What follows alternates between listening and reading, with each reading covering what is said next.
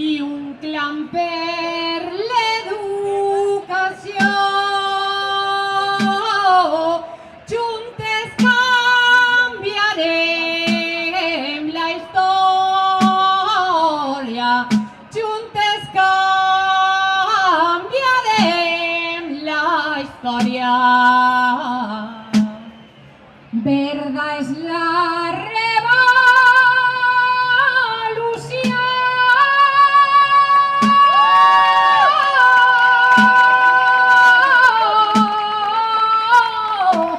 Serà nostra la victòria.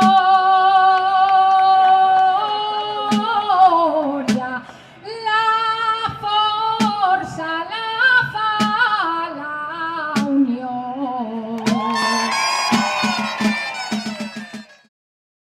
Hem sigut partícips d'una vaga històrica estos mesos de maig i juny, una de les manifestacions col·lectives a favor d'una educació pública de qualitat més importants en la història del País Valencià. Com bé sabeu, el professorat hem decidit no desconvocar-la, sinó posar-la en pausa durant l'estiu. Per tant, ara ens toca fer-ne balanç, per aprendre'n de cara a la lluita que continuarà a partir de setembre. Bon dia, soc Ilia Lutze, professor de valencià ací a l'Escola Oficial d'Idiomes de Gandia. I en el podcast d'avui compte amb la presència de Beatriu Cardona i Anna Oliver de l'STPB. Gràcies per vindre. Gràcies a tu. Sí, moltes gràcies a vosaltres per comptar amb nosaltres, que també som profes d'UI, Correcte. però que ara tenim la sort de poder dedicar tot el nostre temps a guerrejar, anem a dir-ho així. M'interessava especialment també la vostra presència per això, perquè sou professores de l'Escola Oficial d'Idiomes i potser les nostres reivindicacions no es coneixen tant en la societat general com les que puguen ser de l'etapa obligatòria, de primària i de secundària, sobretot. De manera breu, quin balanç faríeu vosaltres de la vaga? Si vols començar, tu, Anna? Sí, doncs a veure, en primer lloc la vaga ha sigut una cosa històrica, com tu bé has comentat. Hi ha hagut molt de moviment del professorat, els carrers s'han omplert, la ciutat de València i també totes les ciutats de capitals de província o també en moviments comarcals. El poble ha eixit al carrer. Per tant, crec que sí que hem de fer una valoració de que la gent per fi s'ha unit i ha eixit al carrer per a reclamar el que creu que és just i necessari per a millorar l'escola pública i que continua sent de qualitat i que no cada vegada es vagi veient afectada per totes les retallades, les infraestructures deficients, etc. Llavors, la valoració jo crec que és positiva, sobretot pel moviment que s'ha aconseguit i per la unió del professorat, que a vegades doncs, no està tan unit i ara ja ha eixit al carrer de manera conjunta. Hi ha coses que s'han quedat pendents? Evidentment. Si voleu, això ho podem parlar després. Jo poc afegir al que ha comentat Anna. Simplement donar un pas més enllà, no? No només esta vaga històrica, inèdita, heroica, és que hi ha molts adjectius que podríem utilitzar. Doncs esta vaga no només ha unit al professorat, sinó que també ha unit a la societat al professorat. I moltes voltes, si tu mires la premsa en els darrers anys, moltes voltes algunes opinions que es vertien eren de que, doncs això, com si les reivindicacions educatives foren una cosa aliena a la societat. Però ara hem aconseguit que la societat s'unisca també. Vam aconseguir durant tots els dies de vaga i fins i tot després, i ara continua sent, que l'educació siga un tema de conversa de primera magnitud, i en això hem d'estar totes molt orgulloses perquè hem sobrepassat en molt aquella vaga històrica del 88 en què molta gent volia recordar sense saber exactament què va passar. Doncs nosaltres tenim al sindicat encara persones de les que estaven en primeríssima línia i fins i tot elles ens han dit que esta vaga era millor precisament per això, perquè hem traspassat l'àmbit de l'aula i del centre educatiu i del professorat i ha sigut tota la societat la que ha estat reivindicant millores a l'educació pública. Hem posat l'educació damunt de la taula, hem sigut tema de conversa sobre taula pràcticament tots els dies i hem eixit en els mitjans, també ho has dit, mitjans, però trobo que no sé com ho veieu vosaltres, que hem eixit molt tard.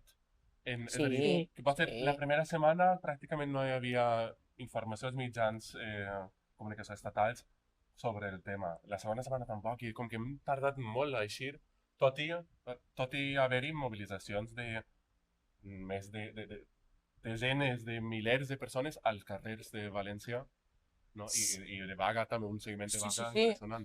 La primera setmana que dius, ostres, és que estem petant-ho tot, és que en els centres serà, estem a serveis mínims, en les escoles d'idiomes va funcionar un poquet diferent. En les escoles d'idiomes quasi que la gent es va animar un poquet més tard també, Sí. no?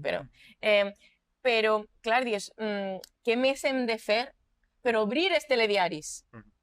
Ja no dic dels propis, perquè ja sabeu que així, doncs, en la televisió pública valenciana tenim un greu problema que per part de la direcció està sent quasi que cooptada, no? Ideològicament, però hem sigut portades de diaris valencians i tal, però ens faltava efectivament aquest pas, no? Perquè no tenint una televisió valenciana amb unes consignes de treure el que estava passant, sinó tot el contrari, no? Si treure-ho, però cap al final doncs, necessitàvem aquest vot a les televisions estatals. També vos hem de dir que en la TV3, per exemple, hem obert alguns telediaris quan així no els havíem obert, però per a mi el dia clau, que vaja, que no és per a mi, és mirant l'hemeroteca, va ser aquell diumenge en què es va agredir a la mestra, en què l'equip negociador d'STPB, Comissió UGT, es van tancar dins de la conselleria perquè volien negociar i no volien alçar-se fins que no hi haguera una negociació efectiva. I fins a aquest moment... Un acte de dignitat total per part vostra, però també per part de la mestra jubilada, i en general és que es veu aquest compromís en tota la gent que un diumenge a la vesprada van estar manifestant-se. Vam estar allí fins passava la 1 del matí. I jo crec que això va ser el punt d'inflexió. Això va ser diumenge, el dilluns següent va haver una manifestació espontània en la ciutat de València, amb més de 20.000 persones recorrent els carrers que van considerar com a mostra d'aquesta desobediència civil que hem d'exercir legítimament també quan vam tindre l'agressió que vam tindre el dia anterior, perquè aquesta agressió la vam sentir totes. És dir, és que haguera pogut ser qualsevol de nosaltres. La que rebera aquest espentó haguera sigut qualsevol de nosaltres, és que dins de conselleria hauríem dit no, és que volem negociar i ens amenacen en que ens acusen penalment i clar, aquesta agressió tan forta també va donar aquest salt més estatal de visualització i va donar un nou impuls. I també us hem de recordar que aquest dilluns per la vesprada va començar la campanya educativa en la plaça de la Mare de Déu. Correcte, i de fet aquest mateix dilluns també va ser el dia de més seguiment de la vaga a l'Escola Oficial d'Idiomes de Gandia, perquè al final tot el món entenia que havíem de plantar cara al que havia passat i havíem de dir clarament que això que, com havies dit, que havia passat a una companyia ens hauria pogut passar a qualsevol de nosaltres també. Així és, així és. Sí, jo voldria afegir simplement que tu has explicat molt bé tota la qüestió dels mitjans. Sí que és cert que, per exemple, així no hem d'oblidar que la televisió valenciana tallava o no movia, no obria els informatius perquè hi havia altra programació i pensaven que allò nostre, no, el que veiem als carrers i tota la il·lusió, tota la dignitat del professorat, doncs quedava relegada a un segon pla. I coincidís plenament amb vosaltres de pensar que aquella lamentable agressió va ser un punt d'inflexió també per a provocar, com tu dius, Elia, la reacció de molt professorat que potser ja estava cansat o deia, faig els dies que puc o vaig més apurat, però aquell dia van dir, no, és que per ahir no passem. I creiem que sí que va haver també una reacció del professorat, tal com dieu, no només als carrers, sinó també un altre impuls al seguiment de la vaga. Sí. Abans de continuar analitzant la vaga i potser també el que passarà al setembre, volia fer molt breument una mirada enrere, no al passat. Si voleu explicar-nos un poc qui ha desencadenat la vaga o per què hem arribat a fer una vaga indefinida, perquè jo recordo, per exemple, la vaga de desembre, la vaga de març, però trobo que és important dir de desmantellament del sistema educatiu parlem o per què estem tan indignats o per què reclamem unes millores també laborals i educatives. Si voleu explicar breument.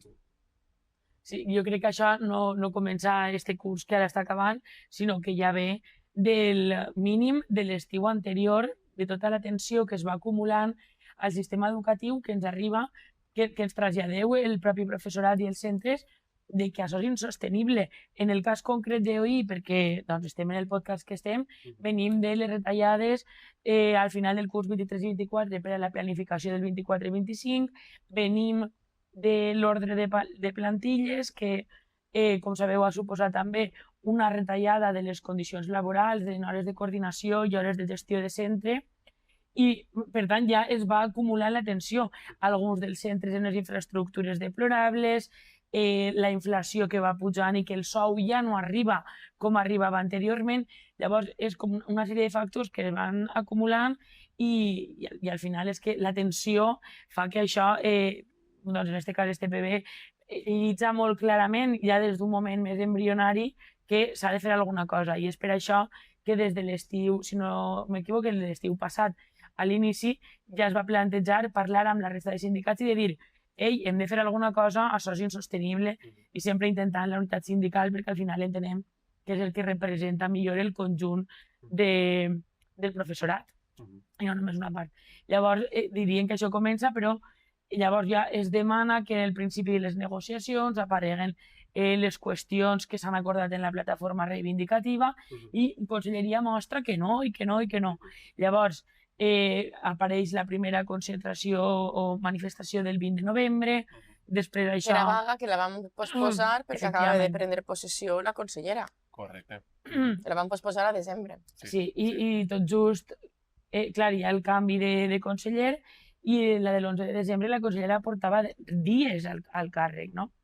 I allà jo crec que ha anat increixendo, no? A poc, durant tot el curs, ha anat sumant-se en la mobilització en adonar-se que allò que demanem no és una cosa extraordinària, no volem que ens paguen un viatge a les Maldives tots els estius, és que demanem el que toca per a poder treballar en dignitat i per a poder ensenyar en les condicions que pensem que són les que haurien de ser, no? Les condicions dignes.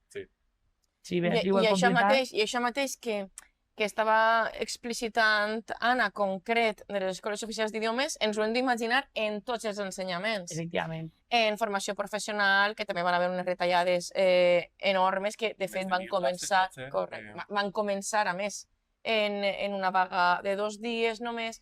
Les infraestructures, el que patim nosaltres, es pateix en la pràctica totalitat dels centres o no estan acondicionats per a les temperatures que estem patint ara. S'ha de veure el que està passant així ara mateix, que estem en els ventiladors i estem ahí, doncs això, suant, però és el que passa durant tot el curs. Quan fa fred fa molt de fred, quan fa calor fa molta calor. Els nostres centres no estan preparats per això. I llavors dic que nosaltres tenim alumnat normalment adult, entre 16 i 18 encara en tenim algun, però vaja, normalment adult, però imagineu-vos també que els passen hores en criatures de 0, 2, 3, vull dir, també el problema que ens afecta a que el nostre sou no s'ha revaloritzat a l'IPC és generalitzat, és per a tots els ensenyaments, sense distinció, i m'agradaria també posar damunt de la taula el problema número 1 que preocupa el professorat, que és les ràtios. Efectivament. Les ràtios que col·lisionen directament amb la qualitat de l'educació i en alguns nivells obligatoris fins i tot podríem interpretar que col·lisionen contra el dret a l'educació, perquè l'alumnat, per exemple, en primer de l'ESO no pot ser atès amb eixa ràtio com per a garantir exactament quines són les necessitats de cadascú. Qui diu primer de l'ESO diu qualsevol... En el nostre cas també, per suposat, però ja vos dic, en el nostre cas podríem parlar de qualitat de l'educació, però en altres nivells, a banda de la qualitat, podem parlar fins i tot que s'està vulnerant el dret de l'educació. I ho comente perquè a l'educació i potser fins i tot a la dignitat. A la dignitat, també, clar. Si hi ha 25 xiquets de 2 anys o 3 anys en l'aula, Ja em diràs. no pots atendre'ls No tots. pots Ja atendre'ls. Més que només educació, és Però dignitat. És dignitat de la persona, clar que sí, dignitat dels serveis públics en general, no? Efectivament. I ho comento perquè se'ns ha, per part d'alguns mitjans afins totalment al govern, clar, se'ns ha titllat que estem vulnerant el dret a l'educació dels xiquets i xiquetes. Clar. I quan no cobreixen una substitució, alhora, quin dret s'està vulnerant? El de l'educació. I qui el vulnera? La conselleria. Qui vulnera el dret a l'educació tenint les ràtios que tenim o les condicions en què estan les nostres infraestructures? Vull dir, això ho hem de posar damunt de la taula també. I això ha sigut un moviment sostingut, com ha explicat molt bé, Anna, perquè si bé és cert que l'ensenyament porta temps deteriorant-se, els 2 anys d'este últim govern ha sigut a la carrera. No sé si vos en recordeu, si no vos en recordeu jo, com era l'acord entre PP i Vox respecte de l'educació, que eren poquíssimes línies, quasi totes enfocades a dificultar l'aprenentatge del valencià a les nostres aules, que això també ha sigut un dels grans motius, no? És dir, això els ha preocupat. Només els ha preocupat això. El passar aquest argumentari, no hi havia res ni de ràtios, ni de plantilles, ni de dignificació de l'ensenyament públic, en absolut, tot al contrari, no? De promoció de l'ensenyament concertat i de retallades en l'ensenyament de la nostra llengua. Clar, i això vos recordem, per a qui no ho recorde, que en el 24 ja van fer la primera vaga en contra de aquesta llei Rovira, que no és de llibertat educativa. La llibertat educativa nosaltres sabem que és una altra cosa, val? Doncs ja van fer la primera, va ser un any després en veure ja el nivell al que anava a tindre aquest intent de destrucció de l'escola pública, i van fer una vaga. I també m'agradaria recordar una altra cosa, que hi ha qui pensa que durant els governs anteriors no van fer vagues. En EOI podem, a més, alçar la mà perquè nosaltres el 6 de setembre de 2017 vam fer una vaga exclusiva d'escoles oficials d'idiomes. I això per qui pensa que només ens movem quan no governa qui no ens agradaria o qui ens agradaria, quan això és una cosa totalment personal i nosaltres els sindicats som aliens als partits, no som aliens a les ideologies, està clar, les ideologies existeixen, nosaltres som un sindicat progressista, com és que estem en la mesa que no hem firmat res sense consultar el professorat. I en aquest sentit, molt d'orgull d'haver fet una vaga en exclusiva, però que no va ser l'única durant el Botànic. Van fer vaga contra les oposicions en pandèmia, van fer vaga per l'estabilització del professorat interí, que aconseguirem l'estabilització, no sé si vos en recordeu. I en les escoles oficials d'idiomes no vam aconseguir el que volíem, però el que sí que vam demostrar és que no ens anàvem a contentar en res. I en aquest cas, el que comentaves tu, el dia que va ser el dia després de l'agressió a la mestra, el dia que més vaga va ser. Això és perquè, i això també, l'autocrítica és bona per part de totes. Igual, des de les escoles oficials d'idiomes no s'ha acabat de veure que aquesta vaga també era per a nosaltres. Correcte, de fet volia preguntar ara això, perquè també abans has mencionat que el seguiment, no sé si has sigut tu, que el seguiment de la vaga en EUI pot ser un poc més baix, o també hem començat més tard a mobilitzar-nos. Per quin motiu penseu que podria ser això? O què podem dir al professor que encara no s'ha sumat a la vaga o que encara no ha fet aquest pas? Sí. Per què seu a la vaga o per què hem de fer vaga? Home, és seu a la vaga, primera perquè, tot i que sembla que no, formem part del mateix sistema educatiu, és a dir, del públic, i també perquè les reivindicacions que portem són generals a tothom. És a dir, parlem de ràtios, doncs estem afectats. A més, és important que nosaltres, quan parlem de ràtios, si ens baixen la ràtio, hauran d'augmentar l'oferta. El que no pot ser és baixar la ràtio a canvi de res, perquè podríem trobar-nos que tanquen grups, justament per la baixada de ràtios. Efectivament. Llavors, doncs les ràtios ens afecten. Després, tenim la qüestió de les infraestructures. Doncs, sabeu que, per exemple, la EOI de Benicalap els divendres no caben ni per a reunir-se, perquè no hi ha espai. Tenim els centres, sobretot els que comparteixen amb instituts, que no hi ha climatització. I, per tant, estem amb tota la problemàtica de que estem en del canvi climàtic i, per tant, les temperatures augmenten. Després, també hi ha la qüestió del valencià, que sembla que a les EOI no ens afecta, però és que no ens hem d'oblidar que més enllà d'altres qüestions, clar que afecta perquè ha llevat el requisit lingüístic per a accedir a la funció pública dins del nostre cos. I això pot implicar canvi de dinàmiques dins dels centres, moviment de persones d'altres territoris, vull dir que sí que hi ha una afectació també en aplicació de la llei Rovira. I la qüestió de les condicions laborals i salarials, doncs evidentment això és una cosa que ens travessa a tots perquè tots estem afectats per la inflació, perquè tots estem afectats perquè la vida va pujant i el nostre sou no es va equiparant, no? Per tant, per què és una lluita? Perquè també és seua, perquè formem part del sistema educatiu i perquè allò que reclamem és general i també afecta. Evidentment, des de la conselleria diuen ui, aquests en són pocs i per això potser les nostres reivindicacions no s'han vist tan escoltades les pròpies, però no ens hem d'oblidar que també estem eixint al carrer pel conjunt de tot. Llavors, crec que amb el que he comentat queda clar que la reivindicació també és nostra, però tant de bo la gent s'anime i s'adone que, clar, que tot el que puguem rascar també ens afecta a nosaltres positivament, no? Sí. I vull que afegir que així fem falta totes. Vull dir, si alguna persona en el cicle que hem fet de la vaga indefinida de 32 dies no n'han fet cap, quan en totes les mobilitzacions que convoquem, que seran les que el professorat triem entre totes, en les assemblees, en la consulta, en els òrgans de sindicats que cadascú pertanga, té l'oportunitat de fer-ho. Vull dir, mai és tard, val? Mai és tard de fer-ho. I això, i sobretot perquè el poc que hàgim aconseguit, o el molt que hàgim aconseguit, perquè tirant la vista enrere, estic seguríssima que, igual que en la vaga del 88, la gent serà conscient de tot el que hem aconseguit, segur que pensarà que paga la pena. Què hem aconseguit fins ara?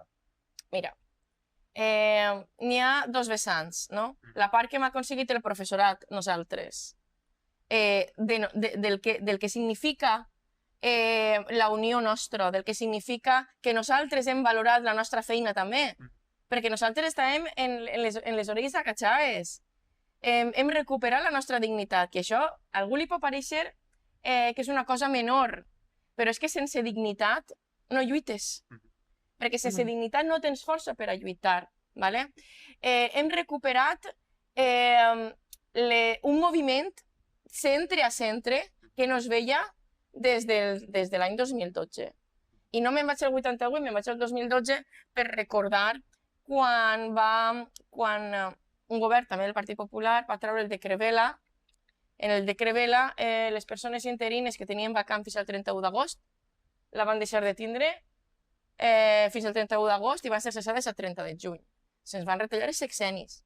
Vull dir, en aquell moment es va iniciar també unes assemblees centre a centre i en aquell moment no existien, o sigui, no estava al nostre abast les reunions telemàtiques. Fèiem assemblees en Alacant, en Castelló, en València, en les capitals de les intercomarcals, amb centenars de persones. Vull dir, hem recuperat això i ho hem amplificat amb tot allò que tenim ara, amb totes les eines telemàtiques que tenim al nostre abast. Això per una banda. Fins i tot, no només hem recuperat la dignitat, sinó que hem recuperat l'orgull de ser docents de la pública. Hem recuperat el cor de les famílies, que mai s'han anat, mai s'han allunyat les famílies de nosaltres, però és que ara les famílies estan en primera línia lluitant també per els drets del professorat perquè saben que són els drets dels seus fills i filles. Això per una banda, que per a mi és el més important.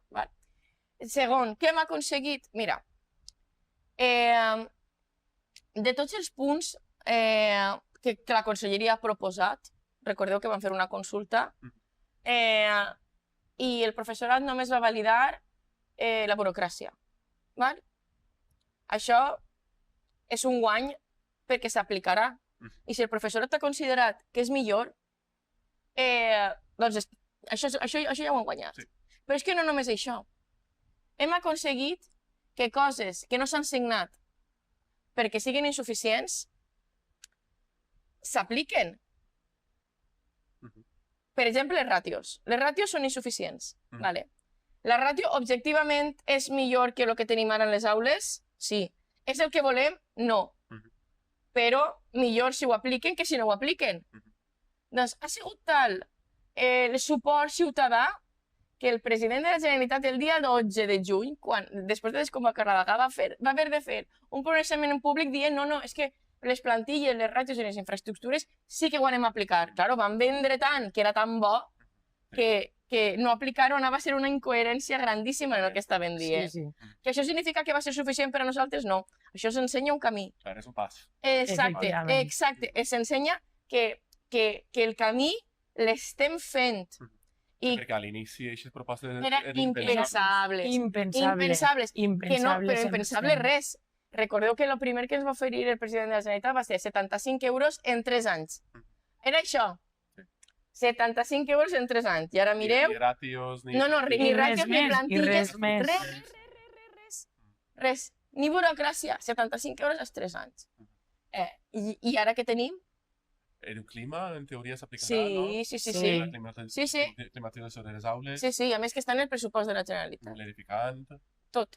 Bueno, l'edificant perquè hi ha unes sentències, perquè l'edificant no ha sigut mai un programa que hagi agradat al govern valencià que tenim ara. Perquè la veritat és que no acabem d'entendre per què. Perquè és un win-win. Perquè moltes infraestructures, sobretot les que són d'infantil i primària, que són de les que més n'hi ha, són propietat dels ajuntaments. Per tant, a un ajuntament, siga del color que siga, li interessa que estiguen en condicions els centres d'infantil i primària. I l'edificant era un poc això, i s'havia de dir, l'Ajuntament gestiona algunes coses perquè la Conselleria té tants centres i tantes coses que gestionar que no va poder-les fer. Però nosaltres continuarem lluitant per un model que agilitze les obres que necessiten els nostres centres docents, tant de creació com de reforma i climatització. Vull dir, i hem aconseguit també, sobretot, que cap partit que pretenga governar la Generalitat, que a cap partit que pretenga governar la Generalitat se li ocórrega atacar a l'escola pública, perquè anem a saltar com a lleones. Clar.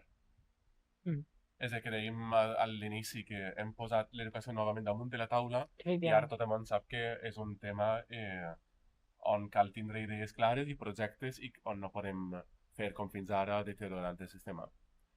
Per tant, recuperació de l'orgull, recuperació de la dignitat, hem fet avanços en ràtios, en plantilles, en infraestructures, en la burocràcia, la reducció de la burocràcia. I suposo que també l'actitud de Conselleria ha canviat, no? Molt, ho estàvem dient, a l'inici una actitud zero negociadora i al final s'han vist obligats a negociar. I han sigut esclaus de la seva pròpia estratègia comunicativa. Ara que no estem en la vaga, o que està suspesa la vaga, perquè continueu negociant en la mesa de negociació. Totes les setmanes, una o 2 meses. O 3. Una, 2 o 3 meses.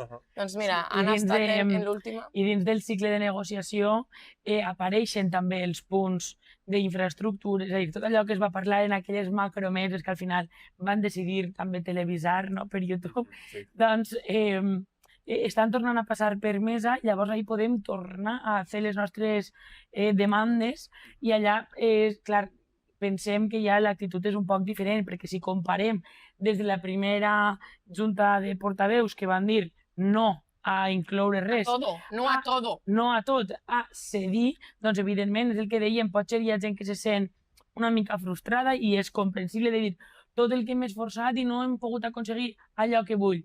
Però és que avançar ja és anar aconseguint. No? Llavors, encara queda camí per recórrer, però com vosaltres heu dit, doncs ja tenim un primer pas. Per tant, sí, continuen les negociacions. Hi ha coses com, per exemple, la qüestió del valencià, que sabem que està molt complicat perquè és una decisió política fer aquesta llei Rovira. Per tant, això és molt complicat de desfer, però sí que hi ha altres qüestions que veiem que podem anar avançant una cosa o una altra. Per tant, pensem que això és positiu. Per exemple, en el cas d'OI, pel que fa a inclusió, no havien inclòs una ridícula xifra de 3 coordinadors de zona, diguem, per a tot el País Valencià i una persona que sabem que està, per tant, 4 per a tot el País Valencià. I no només per a EOI, sinó també per a la resta d'ensenyaments artístics i de règim especial. Imagineu això, és que és ridícul. Doncs, clar, el que vam plantejar des d'este PB en Mesa va ser, però heu fet un estudi de les necessitats, sabem el que hi ha?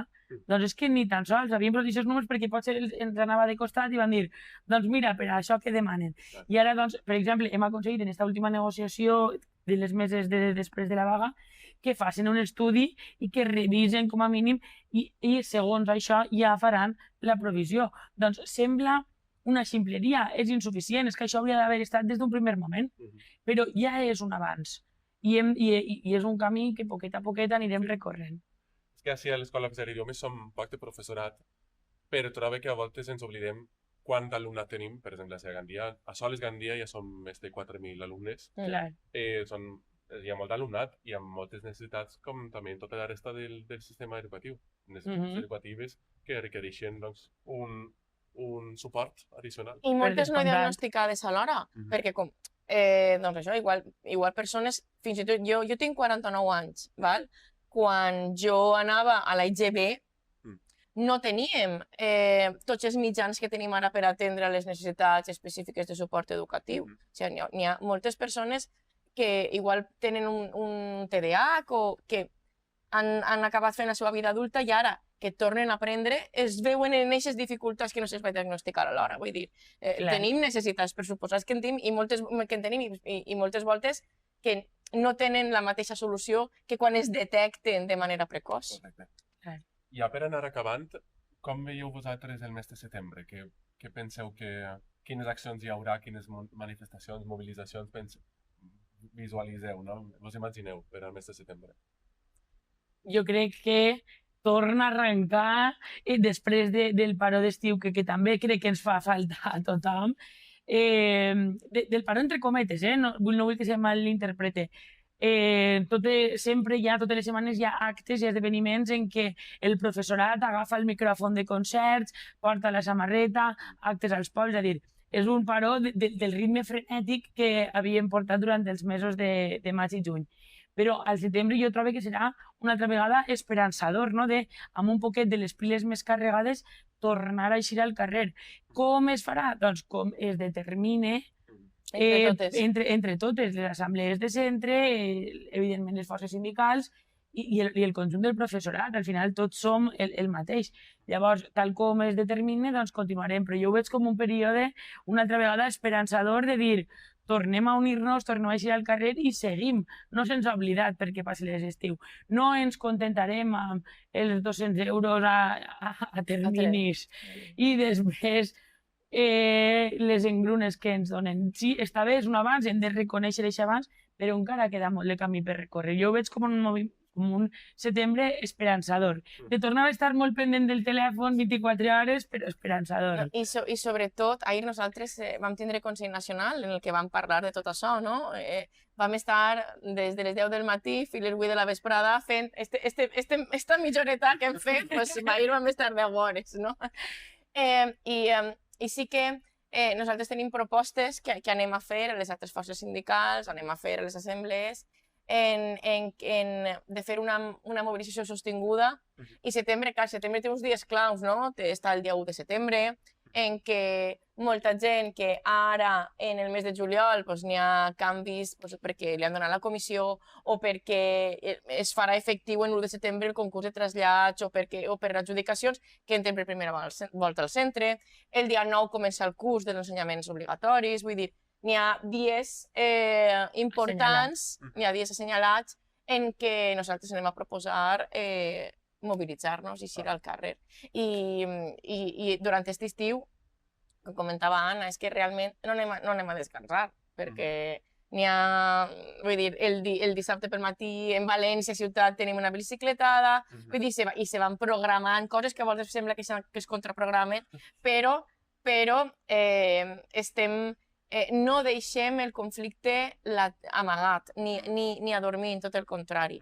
I el que sí que fem una crida és que totes les assemblees de centre de les EOIs es reforcen, allà on no n'hi hagi una assemblea estable, que es cree, perquè nosaltres, com a sindicat assembleari, considerem que aquesta és la manera de reforçar la mobilització i que pugui ser una mobilització no només duradora, sinó també significativa.